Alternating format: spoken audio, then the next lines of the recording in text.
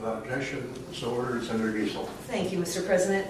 Later today in Anchorage, there will be a rally for the Friends of Ted Stevens. The purpose of this rally is to call for the Department of Justice to take responsibility for the misconduct of their attorneys in prosecuting our Senator Ted Stevens.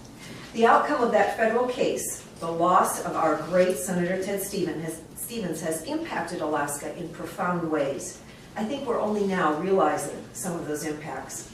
Senator Ted's hard work for Alaska moved us forward in transportation, land settlements, fisheries, resource development, but I'm particularly aware of Senator Ted's impact on health care in Alaska.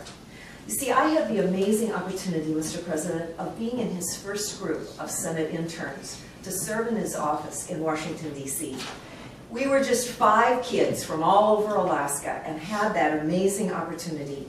At that time, Senator Ted was our appointee to that U.S. Senate seat, filling the role after the death of Senator Bob Bartlett. But I can tell you, Mr. President, from the early days of his service, Senator Ted cared deeply about health care in Alaska, particularly in rural Alaska. I accompanied Senator Ted and his staff to rural Alaska communities. He didn't go there to fish or take pictures. He went there to talk to the folks that lived there.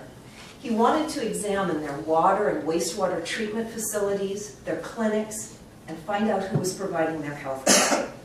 Senator Ted then set to work. He worked hard to bring safe water and wastewater management to those rural communities, to build clinics, and to train healthcare providers. He made sure that we had funding for the development of telemedicine capacity here in Alaska. Senator Ted also made sure that there was a focus on preventative medicine, specifically by providing adequate funding for immunizations. The healthcare infrastructure that Senator Ted Stevens brought to Alaska made a huge difference, and we owe him tremendous thanks.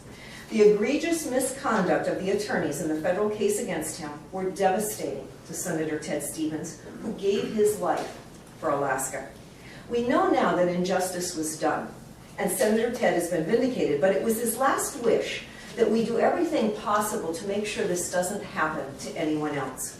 I wish I could join Senator Lisa Murkowski, Congressman Don Young, Mayor Dan Sullivan, and the other friends of Senator Ted Stevens this afternoon in Anchorage at the rally, but I'll be there in spirit.